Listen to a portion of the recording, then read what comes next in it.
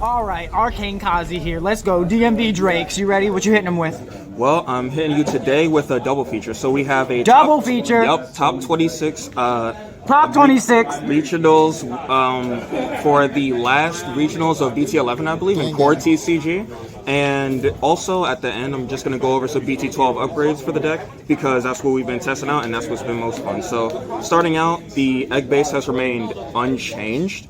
Just 4 Wanyamon, 1 Upa. You have blue Tamers to this deck through Kyria. You're going to play them for free more often than not. It's pretty much a no-brainer.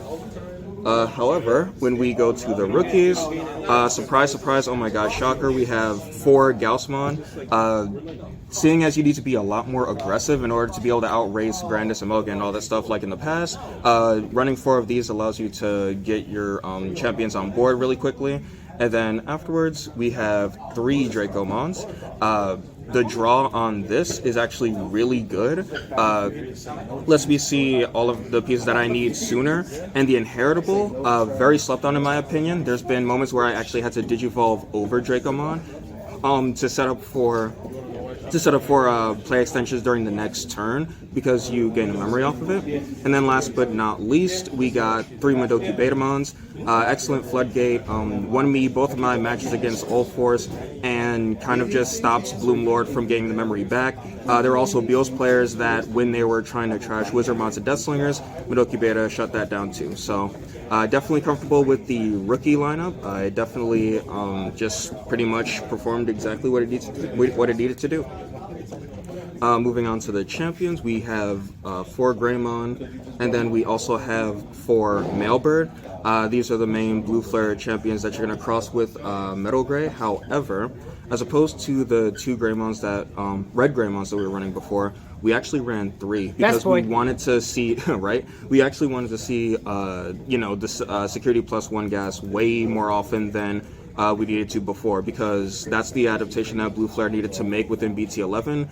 You just gotta race your opponent, and then if they actually do outlast you somehow, and you force them to play fair Digimon, you just start stunning their board, and the rest is history.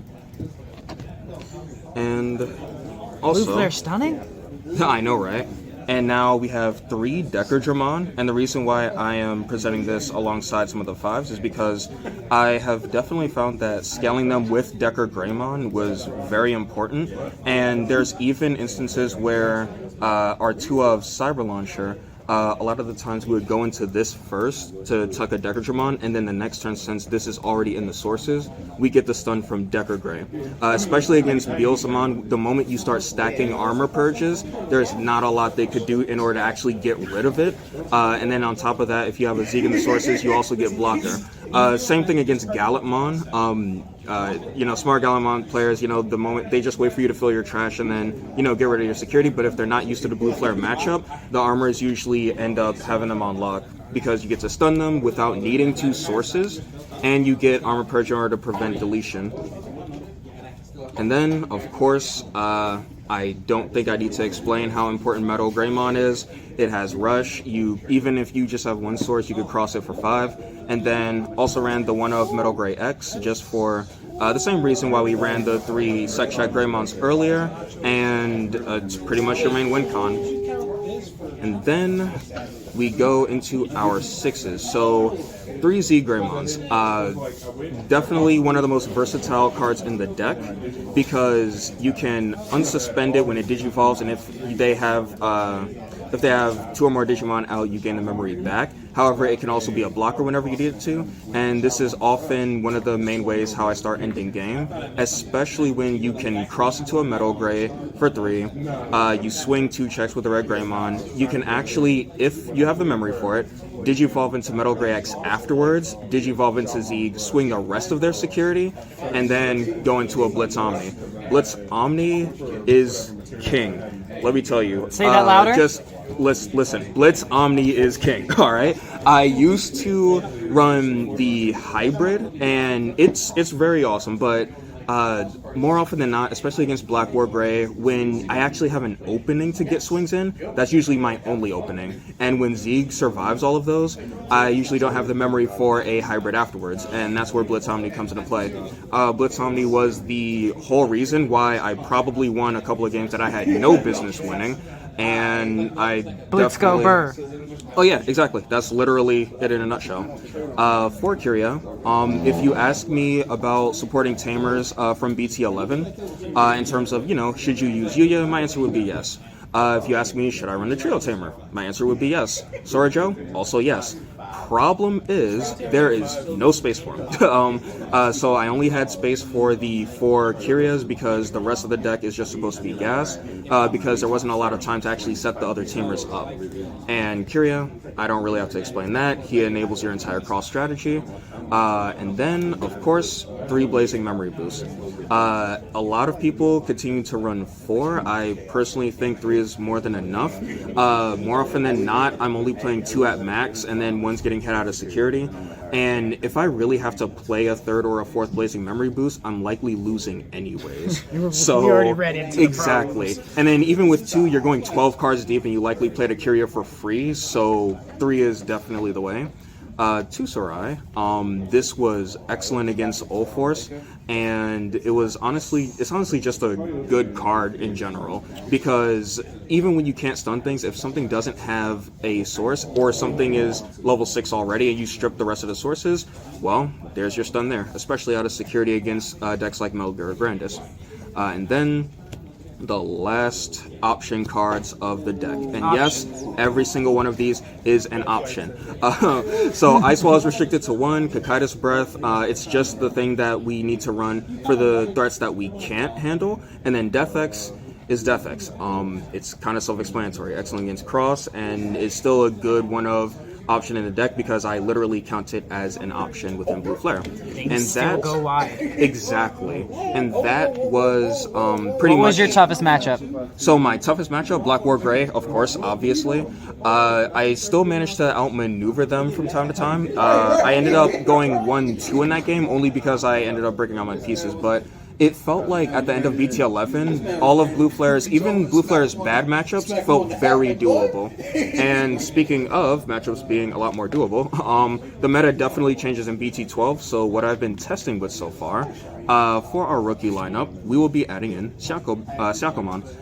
The reason for this is because it prevents Hunter's Digivolution reduction, and that's going to be very important since it's definitely a part of the Holy Trinity, as you know, for this format.